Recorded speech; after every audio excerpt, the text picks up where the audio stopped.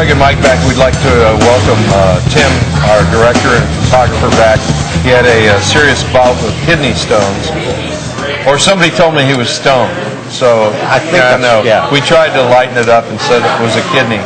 I don't know how you get those, but I don't want them. No, I'm against knowing any more than I know right now. I attended the two doubleheaders, the Gold Cup here in town, and it was, my friends. It's like, I was at the Gold Cup twice this week, and I went, man, how do you afford that? Yeah. How many dances?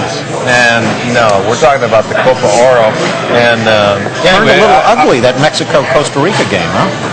Well, in terms of the number of red cards delivered and passed out by the American referee. But anyway, I wanted to compliment the fans.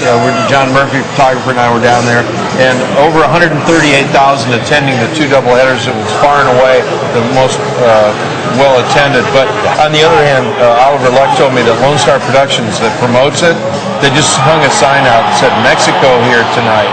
And bingo, end of promotion, you fill it up. But it was really cool, and I want to compliment the fans. They had a wonderful time. They had a lot of fun. They were more controlled for the most part than the players were. I understand that Tom Tancredo from Colorado actually tried building a wall around Reliant during the game. Who? Never mind. The Dynamo, among other things, reasons to go would be because they have just hilarious halftime events like the celebrity penalty kick. Among those doing the kicking is Chester Pitts of the Texans, and there's a couple of guys from La Mafia, and then there's some news anchor from Channel 11. I've never seen him before. I have no idea who it is. Did Chris Brown give you any tips?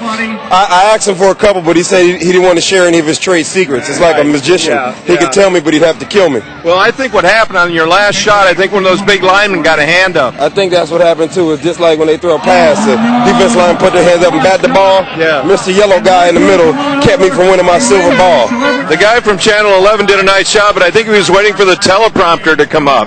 This is my councilman, and Adrian, it's kind of scary out here in front of all these people, isn't it? I mean, you're expected to do well. Well, I tell you, I had to take a little bit off the kick, or else I would have blown the goal away. But this is an exciting night, and it's for a great cause, so I'm glad to be here. He kicks like the guys pick up my garbage.